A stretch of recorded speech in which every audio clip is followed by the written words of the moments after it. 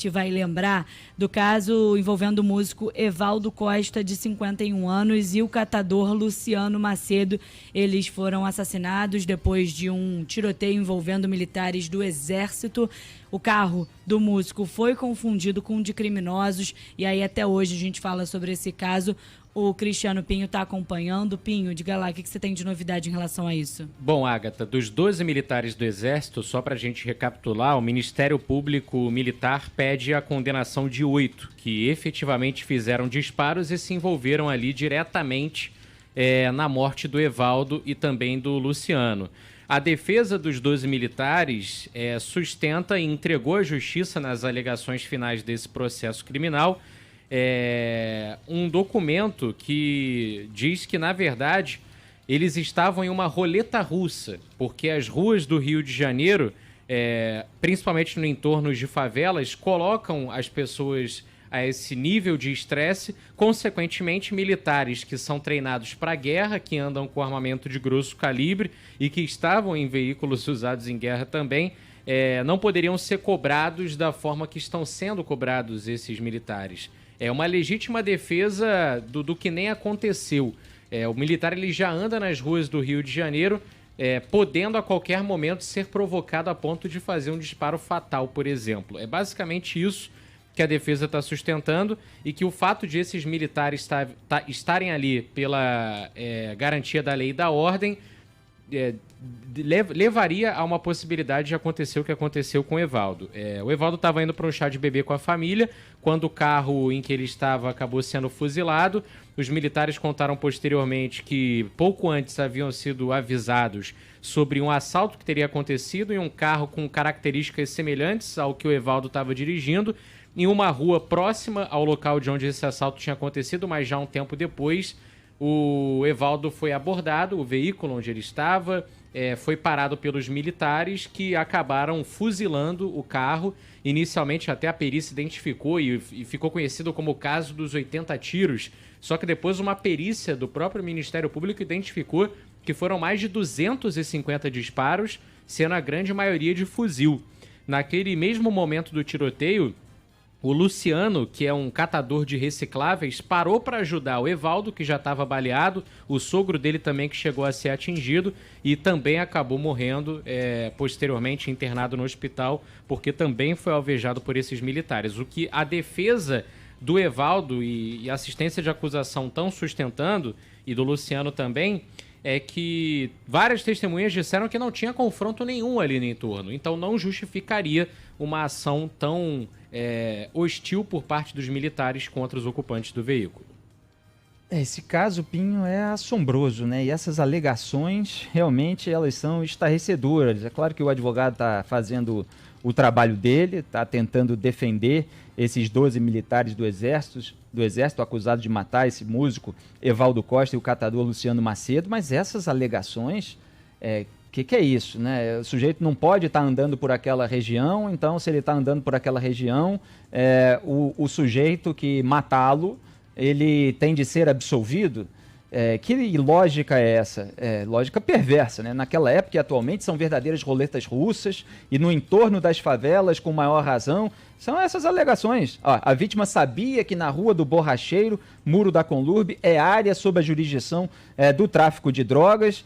Quer dizer, é uma tentativa de culpar a vítima por estar ali, por ter se colocado, pelo menos, naquela situação de vulnerabilidade.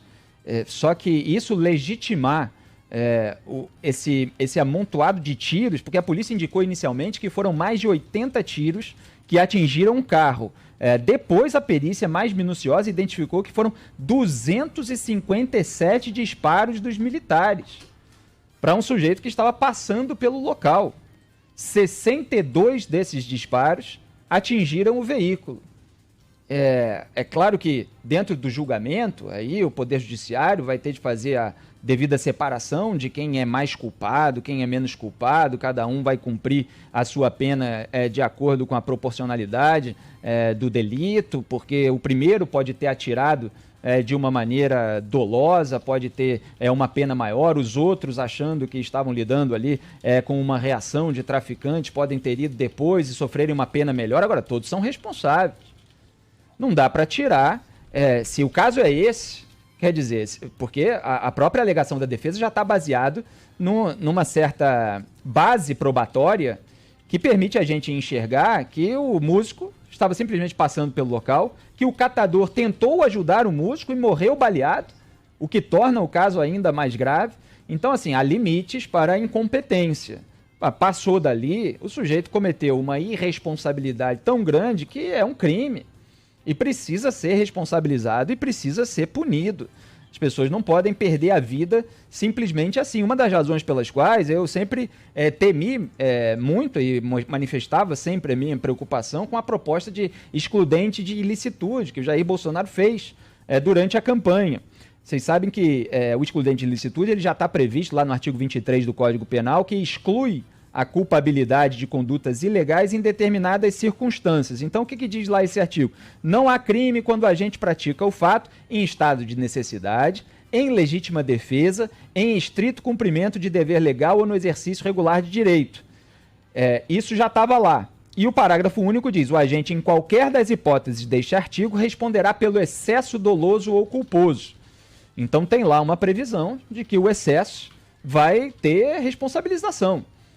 Quer dizer, se foi em legítima defesa, isso a defesa do acusado pode alegar, e se for provado que ele agiu em legítima defesa, tudo bem, ele vai ser devidamente absolvido. Quer dizer, se tem um criminoso que está atirando contra ele, ele matou o criminoso, ele agiu em legítima defesa, isso foi provado, mas não é o caso.